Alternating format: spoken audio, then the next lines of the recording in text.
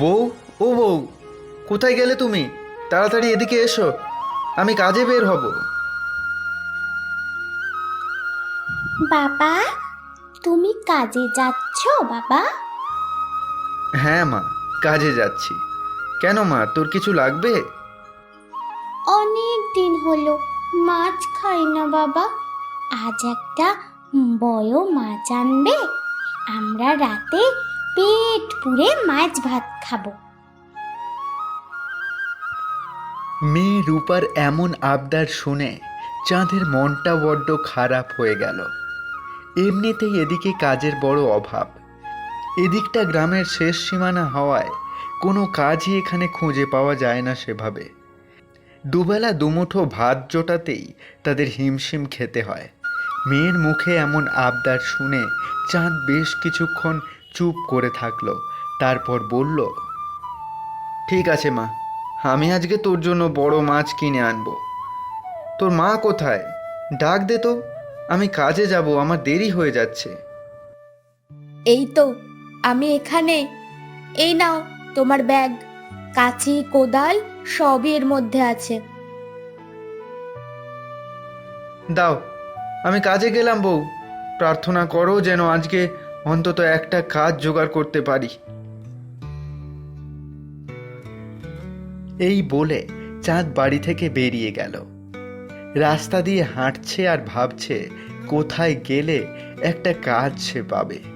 এদিকে চাঁদের মেয়ে রূপা পুকুর পাড়ে অপেক্ষা করে বসে আছে কখন তার বাবা বড় মাছ নিয়ে বাড়ি ফিরবে। ইস, সময় যেন কাটছেই না, কখন যে বাবা বাড়ি ফিরবে। পুকুর পাড়ে বসে ভাবতে ভাবতে হঠাৎ রূপার চোখে পড়ল একটা সাদা জিনিসের ওপর। আরে, এটা কি? দেখি তো কাছে গিয়ে। রূপা উঠে গিয়ে সেটার কাছে এলো। আরে, এটা তো একটা ডিম, এত বড় ডিম! দেখে তো মনে হচ্ছে রাজহাঁসের ডিম।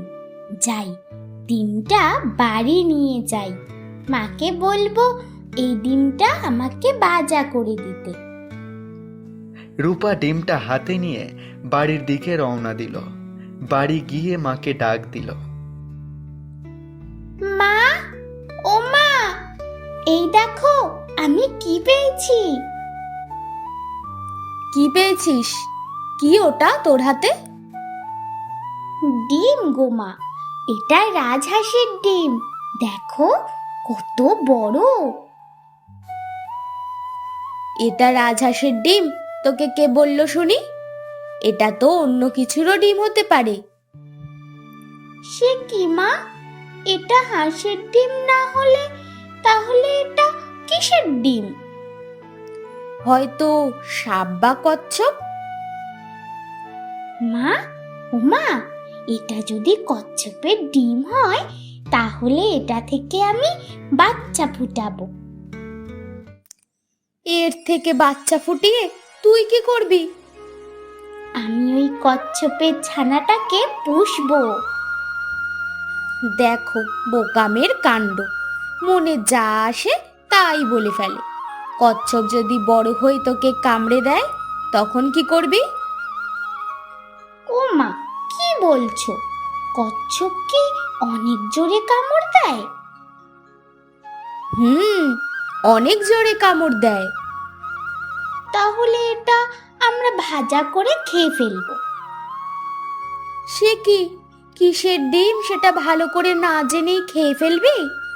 দেখি তো, ডিমটা আমার হাতে দে, আমি দেখি এটা কি হাঁসের ডিম নাকি কচ্ছপ বা সাপের ডিম। হ্যাঁ মা, এই নাও। দেখে তো মনে হচ্ছে হাঁসেরই ডিম। এক কাজ কর, এটা ঘরে রেখে আয়, রাতে তোর বাবা আসলে তোদের একসাথে এই ডিম ভাজা দিয়ে ভাত খেতে দেব। ঠিক আছে মা। রূপা ডিমটা ঘরে রেখে এলো। এদিকে একটা বড় গাছের নিচে চাঁদ বসে ভাবছে। আজ সারাদিন ঘুরেও কোনো কাজ পেলাম না।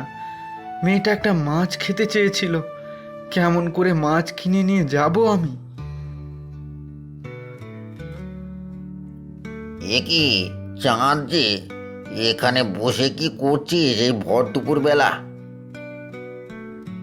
আরে মোহন দাদা যে, তুমি কখন এলে? ক্ষমা করবে, আমি তোমাকে দেখতে পাইনি একদম। সে বুঝতে পেরেছি, যেভাবে মন মরা হয়ে বসে চিন্তা করছিলি, ভূত এসে দাঁড়িয়ে থাকলেও টের পেতিস না।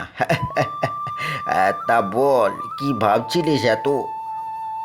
আর বলো না গো দাদা, কোনো কাজ পাচ্ছি না। কেমন করে বৌমের মুখে খাবার তুলে দেব সেটাই বসে চিন্তা করছিলাম। সে কি, তুই কাজ খুঁজছিস নাকি? দাদা, সে তো সবসময়ই খুঁজি। তুমি তো জানো এখানে গ্রামের শেষ সীমানা বলে কোনো কাজ পাওয়া যায় না। আরে তুই আমার সাথে চল, মোড়ল মশাইয়ের জমিতে কাজের জন্য মানুষ লাগবে। কাউকে পাচ্ছি না বলে আমিও ঘুরছিলাম এদিক ওদিক। সে কি, তাহলে তো ভালোই হয়। হ্যাঁ, চলো চলো, আমি আজকেই কাজে লেগে যাব। তারপর মোহন চাঁদকে নিয়ে মোড়লের জমিতে গেল। চাঁদ সেখানে সারাদিন কাজ করে সন্ধ্যায় মোড়লের কাছে গেল তার মজুরি আনতে। মোড়ল তাকে 200 টাকা দিল। টাকাটা নিয়ে চাঁদ আর মোহন বেরিয়ে এলো মোড়লের বাড়ি থেকে। মোহন বলল, শোন চাঁদ, আমি তোকে কাজ খুঁজে দিয়েছি, তাই তুই আমাকে 50 টাকা দিবি প্রতিদিন। সে কি মোহন দাদা, আমি পেয়েছি মাত্র 200 টাকা, এর থেকে 50 টাকা দিয়ে দিলে আমি কেমন করে চলবো বউ বাচ্চা নিয়ে? আমি এত সব জানি না বাপু, তুই টাকা না দিলে তোকে আমি কাজ থেকে বের করে দেব। না না দাদা, এমনিতেই অনেক কষ্টে কাজ পেয়েছি। এই নাও, নাও তোমার 50 টাকা। টাকা নিয়ে মোহন চলে গেল, আর চাঁদ বাজারে গিয়ে একটা মাছ কিনে বাড়ি ফিরল। জানো বাবা, আমি আজকে একটা কচ্ছপের ডিম পেয়েছি। কি গো, কি বলছে রূপা? আর বলো না, দুপুরে কোন জায়গা থেকে একটা ডিম এনে বলছে হাঁসের ডিম। তাই আমি একটু মজা করলাম ওর সাথে। তাই বলো? হ্যাঁ, দাও, এখন খেতে দাও। এখন থেকে আর তোকে ডিম কুড়িয়ে আনতে হবে না রে মা। তোর বাবা অনেক ভালো একটা কাজ পেয়েছে, এখন আর কষ্ট হবে না আমাদের। সত্যি সত্যি এরপর থেকে আর কোনো অভাব রইল না চাঁদের সংসারে।